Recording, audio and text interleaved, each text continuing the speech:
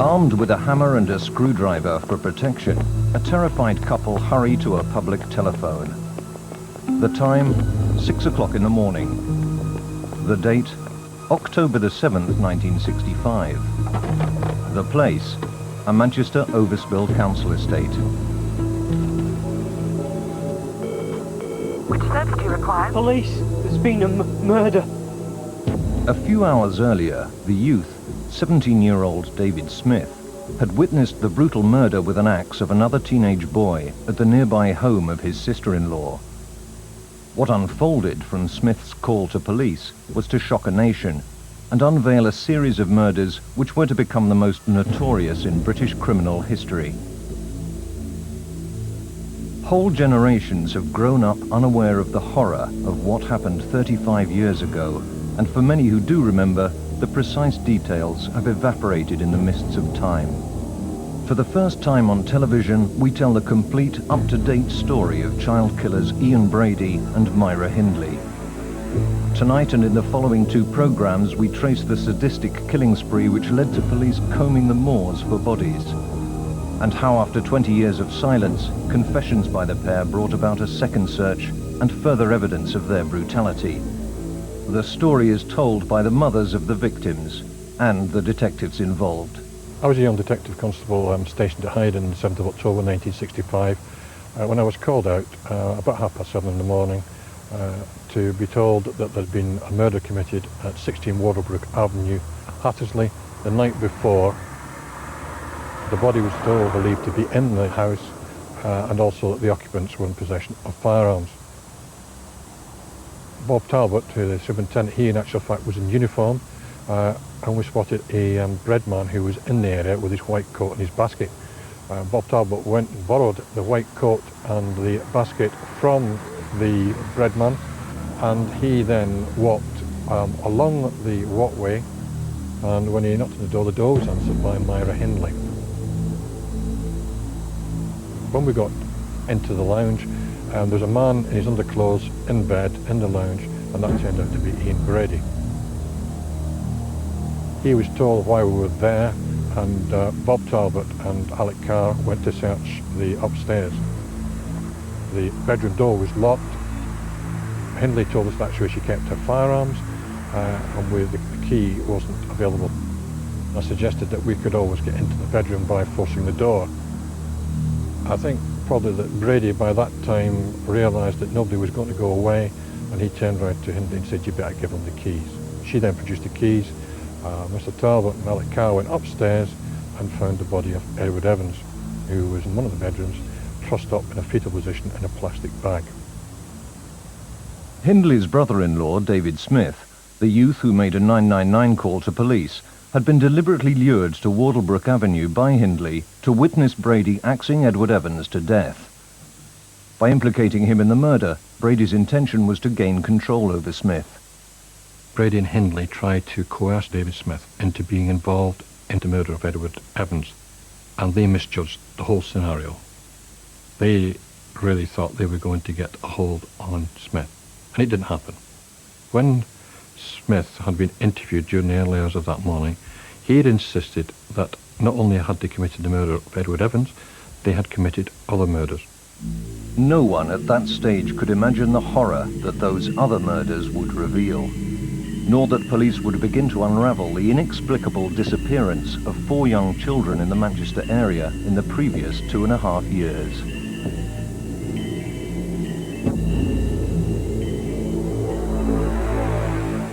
Myra Hindley's childhood was very normal. It was working-class Manchester childhood. She grew up in Gorton. She was very much loved. She was part of a very normal working-class family. There wasn't a lot of money around, but then there wasn't a lot of money around in any of her neighbours and friends and peer groups.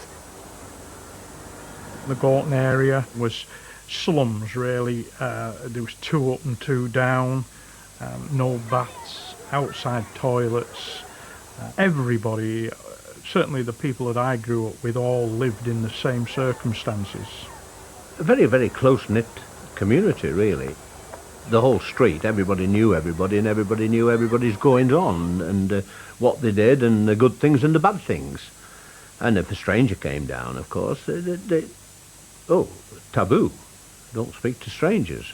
But of course, if it was somebody who lived in the area and knew everybody, they were accepted without question.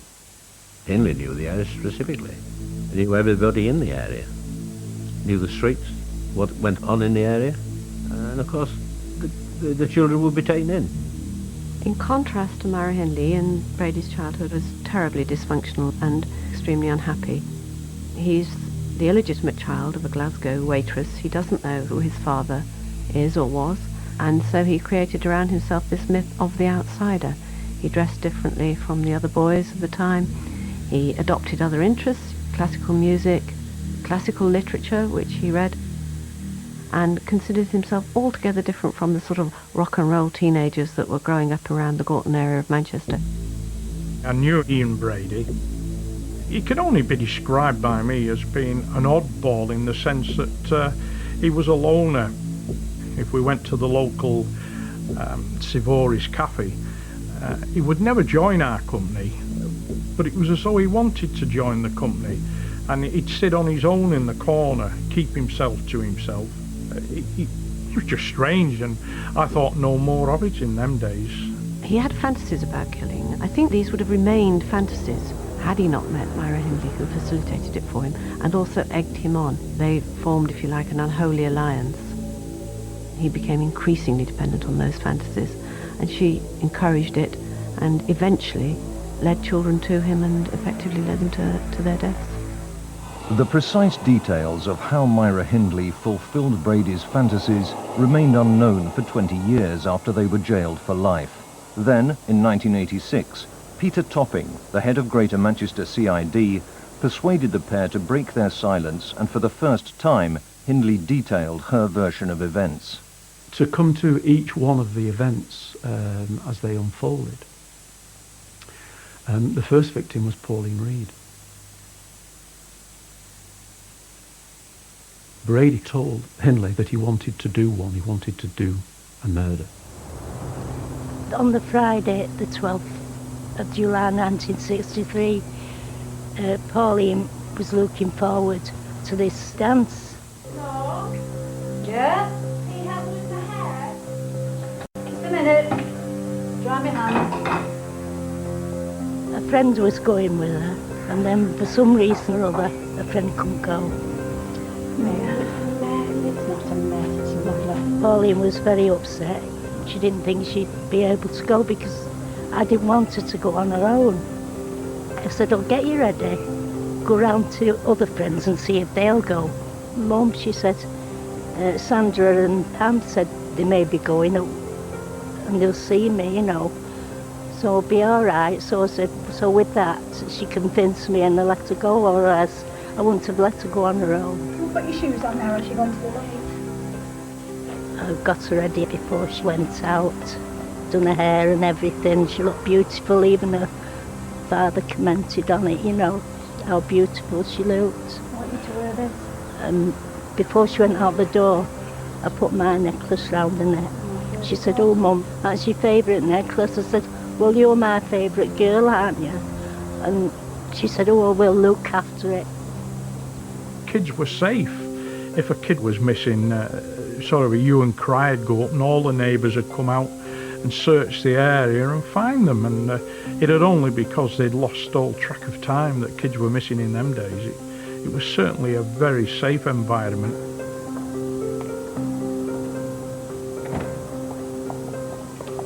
I went out with her and I stood at the top of the road and I watched her disappear. She waved to her as she went round the corner. Brady had the impetus to kill. Myra saw herself enabling this man that she loved to do the things that he particularly wanted to do, and in his case that involved killing. Pauline could not have been abducted without Hindley. Myra Hindley borrowed a van from a greengrocer. She was to drive this van and Brady was to follow on his motorcycle. And when he saw a victim that he considered suitable, he would flash the headlights of his motorcycle and Hindley would persuade the person into the van. Hindley realises that the young girl is a girl called Pauline Reed.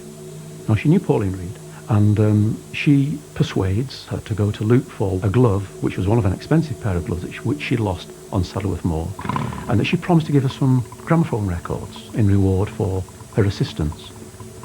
They then drove up to Saddleworth Moor. Brady meets them there.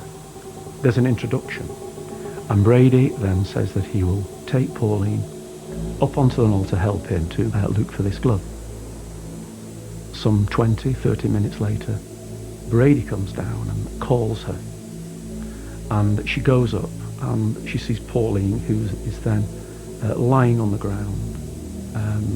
There's blood coming from her throat, her clothing's disarranged, she's making a terrible gurgling sound. Pauline had had a throat cut. He then told her to go back to the van. Eventually, he comes back down. They lift the motorcycle into the van and drive away. She believed that Pauline had been sexually interfered with as a consequence of the disarray of her clothing and the time that Brady had spent with her. The diabolical thing about Myra Hindley is that after the first killing, and up to then, we can perhaps excuse her in that she did not think he would go through with it. But after the first death, she had the ability to cry stop and call the whole thing off, and it could have ended there